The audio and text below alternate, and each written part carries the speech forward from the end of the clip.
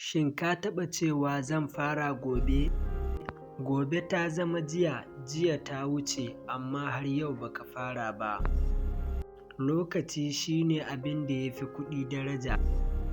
Idan kuɗi sun ɓace za a iya samun su, amma lokaci idan ya wuce ba zai taɓa dawowa ba. Jinkiri yana kashe mafarki a hankali, yana sa damar da za ka samu ta wuce ba tare da ka lura ba. Kada ka jira cikakken lokaci sau da yawa baya zuwa.